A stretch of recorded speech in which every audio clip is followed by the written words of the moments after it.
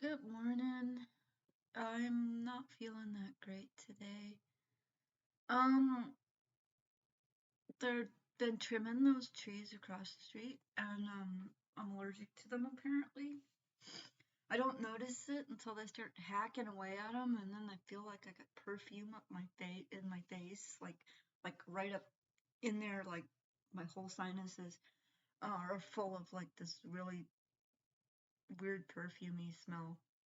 And then everything just starts trying to get out of my face.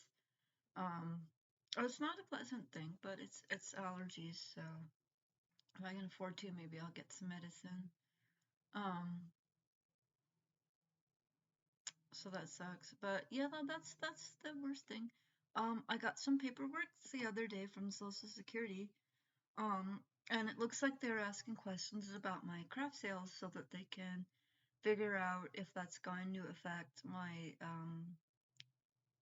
award or not, which I think that's a really good sign. I don't know for sure that I got it because Social Security likes to play games. I mean, it's a government agency. I don't know if they're actually doing that on purpose or not, but I'm not hardly making anything. So even if it does affect my Social Security benefits, it's not gonna like the end of the world type thing. It's just gonna be okay. So it's a little bit lower. It looks like I am going to be allowed to use my ex-husband's work credits because it looks from what they're telling me, it looks like most of his work credits that he got occurred while we were married, and that he either hadn't worked much at all or he was doing a lot of under the table stuff because I don't have a lot of work on record until he married me. I mean, yeah, he was working for about a year before he married me, but yeah, that's great. Things you don't know about a guy. But anyways, that means that all these work credits he got in this time frame that we were married, um, that's all mine. So, because he can't use them because he's a felon. I'm not really sure what he's on, some government program that's for felons. And I keep getting told that his health is in really bad shape, but they'll tell him where I am, but they won't tell me where he is, which is disgusting. They don't actually know where I am right now, so that's good. I mean, the agency that's in charge of that stuff doesn't know where I am. I don't have proof of my restraining order, so and I couldn't get the papers they were supposed to have sent me when they let him out of jail, but that's pretty typical for Washington, Whatcom County. Very, very typical. They only do the bare minimal. They lie to you a lot. Pretty typical.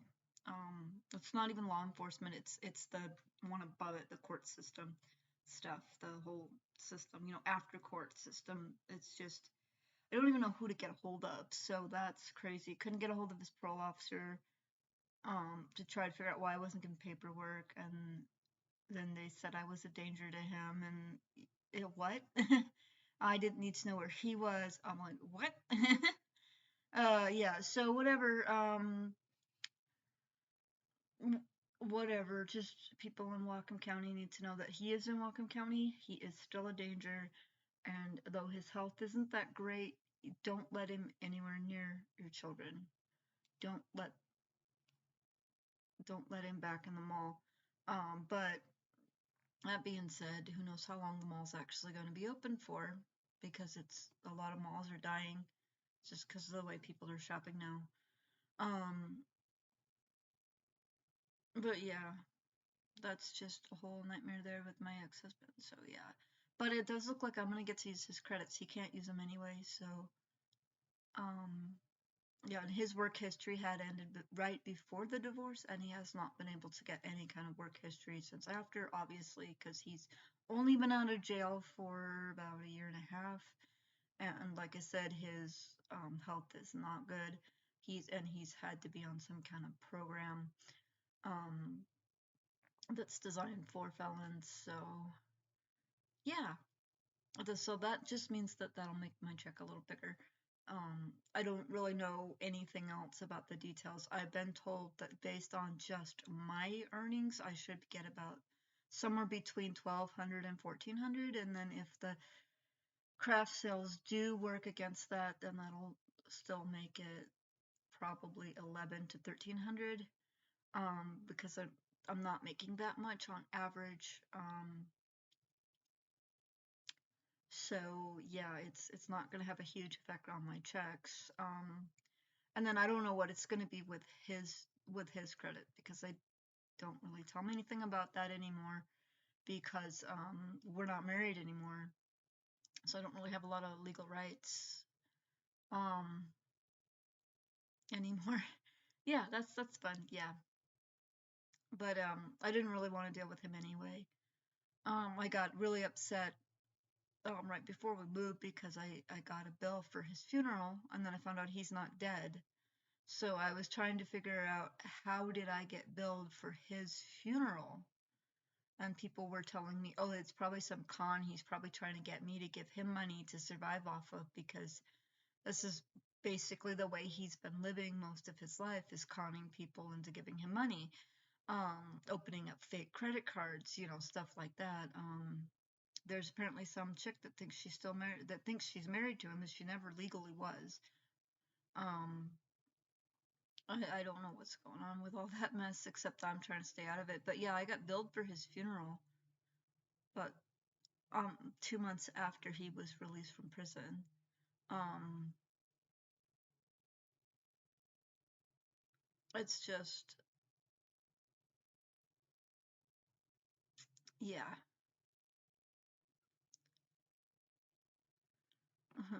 It's crazy. Still thinking that if he hurts some other kids again, I'm probably gonna talk to the parents and have them help him sue Whatcom County, the state of Washington, because they knew that he should not have been let out. Because even if this brain tumor story that he was given was true, that means that he is not capable of controlling himself at all. So that means he should have remained in some sort of an institution, whether it be prison or the hospital or some kind of care facility that's secured, because he's going to hurt people again, because that's what he does. That's what he's done his whole life. I just didn't know about it, because that's the kind of guy that's apparently attracted to me. I'm not attractive to a lot of people. People tell me I'm pretty all the time, but I have a hard time believing it, because I keep getting told that I'm not attractive by the people that I'm attracted to. So I'm actually attracted to really good guys. They just don't have anything to do with me, and I don't know why. And every time I've tried to figure out, well, what's wrong with me, or what are you perceiving as wrong, they don't tell me. So I don't know what's going on. I do know that people like to talk, and they like to say things without proof. So yeah, that's probably where that is. Maybe people are saying things about me and I'm not aware of it. Although I am aware of most of the things that are being said about me, I just don't know exactly. I don't have all the who, what, whens, and wheres on that, so that I can stop it completely, because there's no reason for people to be saying things about me that aren't true. But I've even had troubles wondering what people are talking about, because I'll get back in contact with somebody I haven't talked to since, say, high school, and they'll start talking about, hey, remember when you lived with that guy and you had all these kids? What are you talking about? I didn't live with a guy. I didn't have a bunch of kids. I didn't have kids until after high school. Well, I didn't have any live kids until after high school. And I didn't live with a guy, an adult. I was in foster care after I was taken out of my mom's home. I don't know what they're talking about, so I don't know if this was just some story that people were saying because I didn't understand my situation, or if it was like, just they just completely did not know the situation and just kind of went off with some rumor that I was unaware of, because back then I was being protected from a lot of the rumors that were going around, and there was a lot of stuff that was being said about people in foster care that wasn't exactly the truth. So there's that. But sometimes I feel like I woke up in another dimension, because I get so many people telling me all the stuff that I supposedly said and did, and that supposedly happened, and it didn't happen, and none of it's true. So I'm sitting here like, what the fuck? And then I don't know. It's just one of those things. It's like in foster care. I don't remember my foster mom not liking me, but apparently my foster mom didn't like me, but she couldn't get rid of me. Yeah, she couldn't get rid of me because reasons, and though at one point I wouldn't have mind being separated from my sister because she was actually a pretty nasty person back then. She didn't want to deal with a lot of stuff that was going on, so that's why she was. And the state was not wanting to separate us because we're identical twins, or believed to be identical twins. Nowadays, we're not really identical. People have a hard time telling us apart because they're not really paying that close attention, I think. But if we talk, if we smile, if you see our teeth, then you definitely know it's not the same person. Our weight's even different, so I don't know how people can't tell us apart. But she's a lot easier to get along with now. She's had some counseling, been through some stuff, had some counseling. Finally starting to deal with some of this stuff that was going on. It's really hard to be raised in abuse, and people take different routes. And like me, whoops, where did my camera go?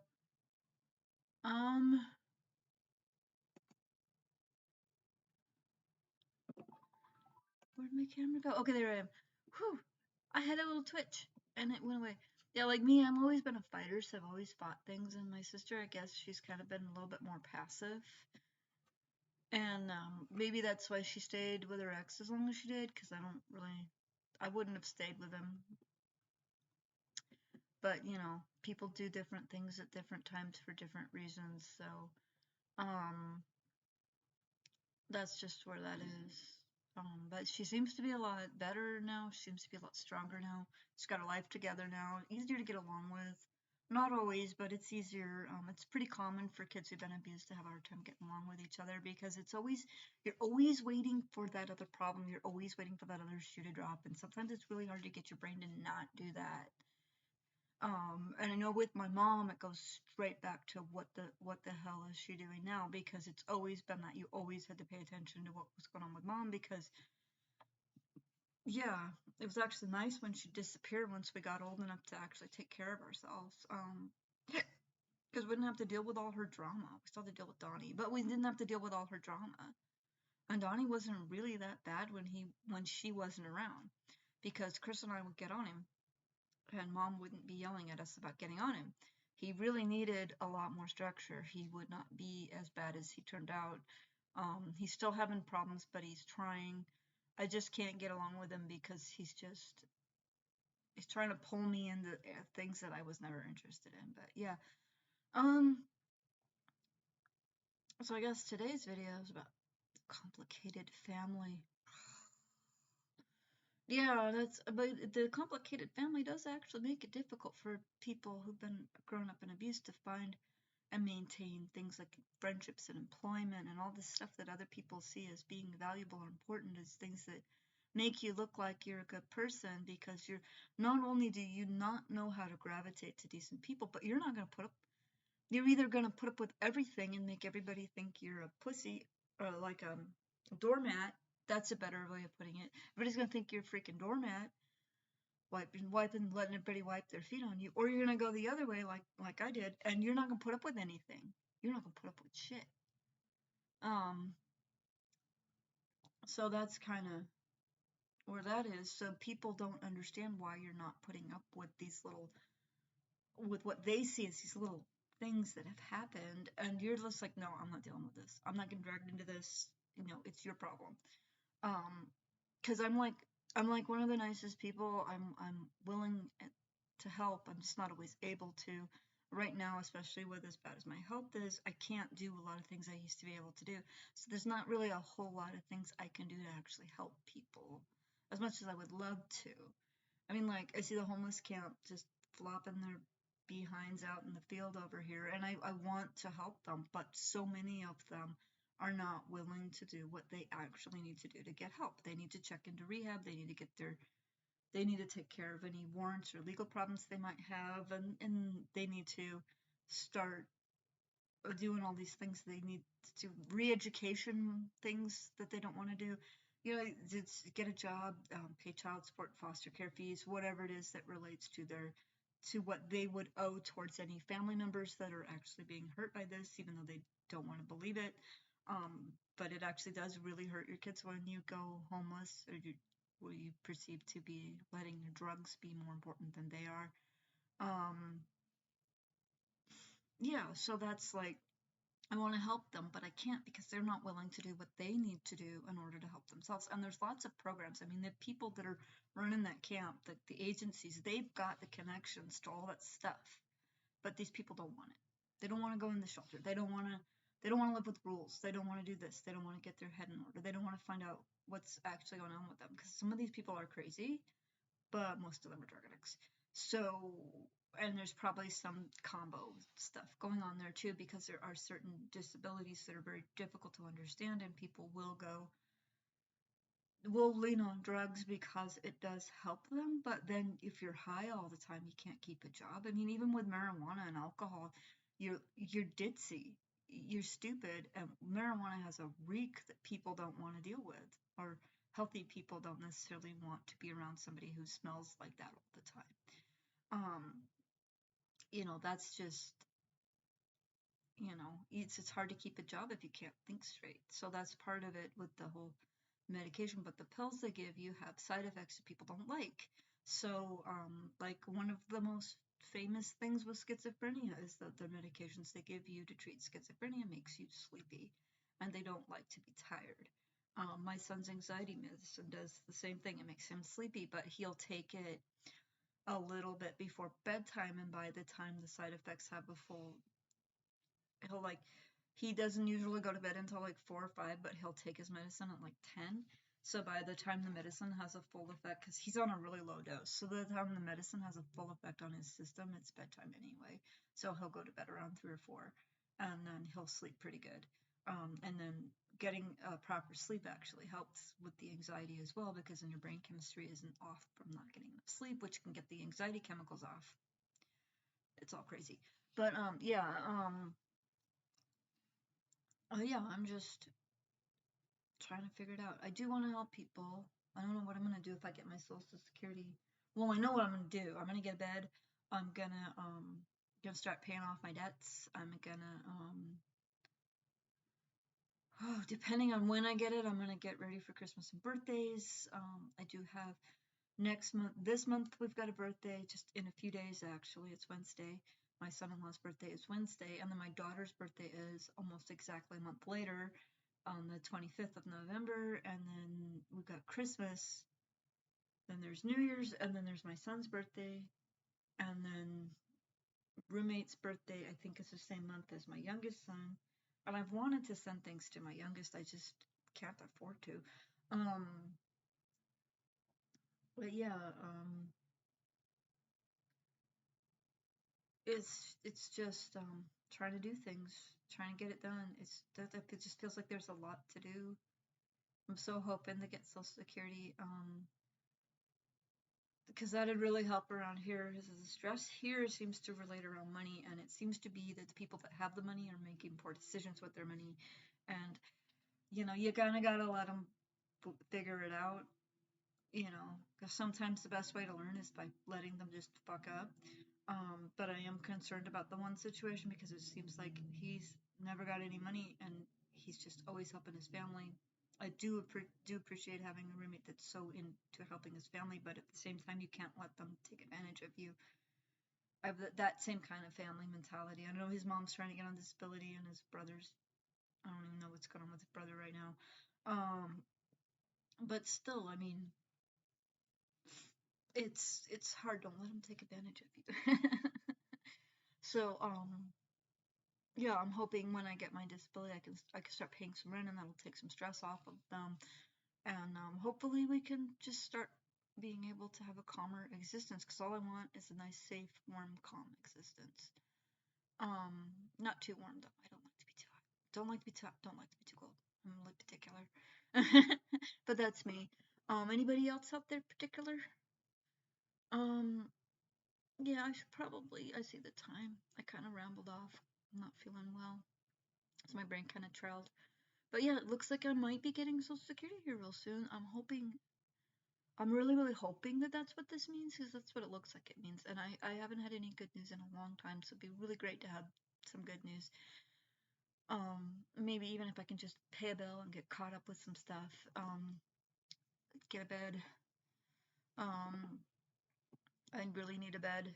It's not so comfortable sleeping on the floor, but it's much more comfortable up here than it was down in the cold, freezing basement with the spiders and the weird smells. But yeah, it's good. So I'm gonna let you guys go. Hopefully you guys are having some good experiences with the whole disability incomes thing, and maybe you guys can ask me some questions or give me a topic to talk about other than me, because I just kind of feel like I'm vlogging about me all the time, and like I said, I want to help people. I want to be productive. I want to feel like I'm doing something. I don't have the strength, the time, the energy, the money, all that good stuff anymore. So yeah, if you guys want to have a specific subject to talk about, we can talk about it. If you have any ideas, maybe some crafting projects that might sell that we can talk about, maybe doing, or I can figure it out. That's a good idea too, because disabled people need to find, when we're doing the crafting thing, we need to know what the community wants, and sometimes that's hard to do because people change their mind all the time. But yeah, so I'm gonna go, and I hope you guys have a good day, and I'm hoping when I do my next update video, I can be telling you guys that I got good news, or I got more sales or something, because I haven't really had sales. It's getting closer to the end of the month. We got Halloween. People are probably spending their money on other stuff. I'm hoping to get a few more sales, because those Kraken hats would be amazing for Halloween. Just saying. They're at Famous Joe's, and you can contact me if you're in the Spokane area. It's all that good stuff. So I'll talk to you guys later. Bye.